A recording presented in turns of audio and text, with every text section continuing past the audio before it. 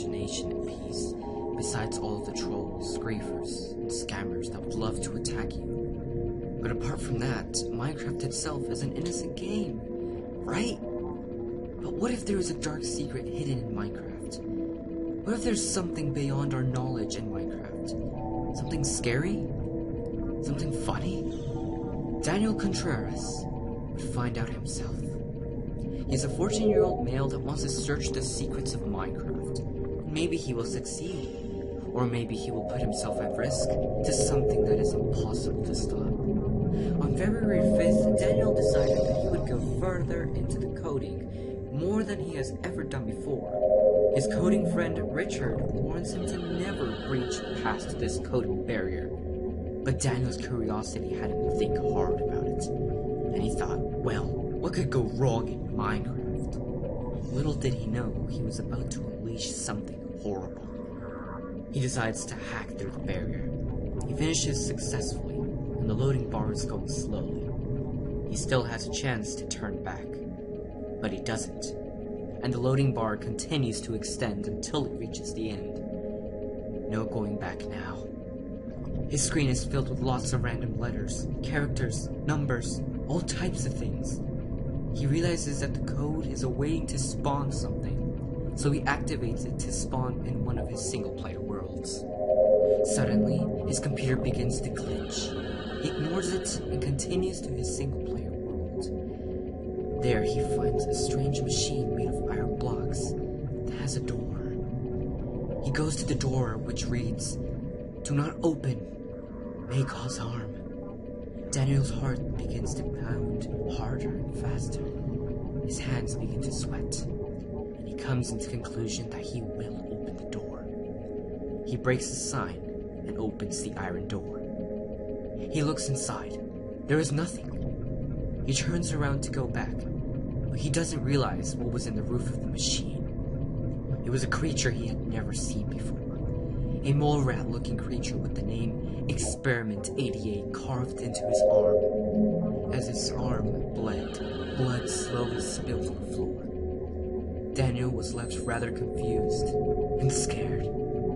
The creature is facing the wall. Suddenly he realizes that he can't move. The creature begins to turn its head slowly 180 degrees, and Daniel is left horrified. The creature stares into his soul with bloody eyes and a huge mouth, with very sharp teeth. The creature hops on the screen and causes a loud static noise to be heard. Daniel's computer crashes. He is shivering so much he can't even turn on his computer. He calls his coding friend to tell him about what had happened. When the coding friend answered, he sounded sick. "What did I tell you?" said Richard. "I didn't know this would happen," replied Daniel. His coding friend told him that he needed to keep his computer off, but Daniel was stubborn and did not listen.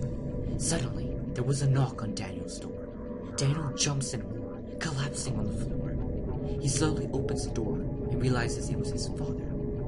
"Me and your mother are heading out. Close your window and put your phone on vibrate," said his father. Daniel slowly nodded. "What's wrong?" his father asked. "Nothing," replied Daniel. Daniel was now extremely terrified, but his curiosity made him continue his investigation. As he slowly reached out to turn on his computer, he began to feel nauseous due to his panic. He decides to turn on the computer, and suddenly the creature's face begins to flash on the computer screen. Random ugly gasps are heard, almost as if the creature wanted air badly. Suddenly, Minecraft is now open full screen. Daniel is back at the machine. The creature is missing. He goes outside. Everything is peaceful. He goes into his house. Nothing. He searches in caves. Nothing. He hears the doorbell. He goes and opens it. "Oh, Richard," he says in relief. "I came to see what was happening," replied Richard. Both went upstairs, and Daniel explained to Richard about the situation. Richard decides to sit behind Daniel to record the entire process. Daniel begins to search more. The creature is nowhere to be seen, but he finds a strange cave as he searches. He goes inside of it in hopes of finding the creature. He explores it and finds a book.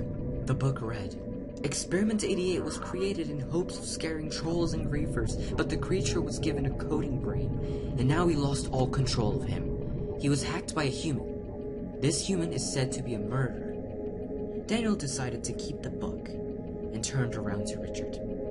How is everything so far? Asks Daniel. Not much. Keep searching, replies Richard. Daniel turns around, but when he does, the creature is on his screen. Saliva drips from the creature's mouth, and his computer begins to glitch. He tries to turn off his computer. Nothing works. He is forced to just stare.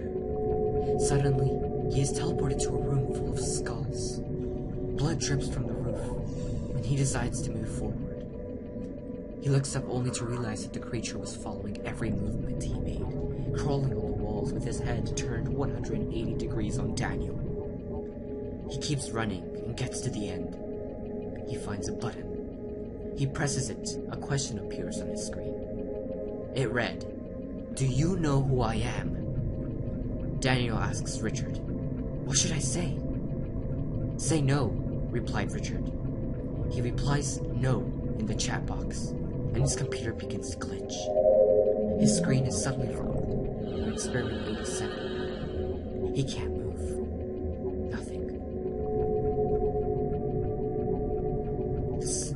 The screen suddenly begins to start typing an answer. It answers, I'm a murderer. Daniel looks around for his house phone and notices it's gone. He had it before Richard came, so where could it have gone? Richard helps him look, but he can't find it to dial the police. He says, What is your name? The screen goes quiet for a while. The screen suddenly decides to respond. The response comes out clearly. Richard. Daniel hears a chuckle behind him.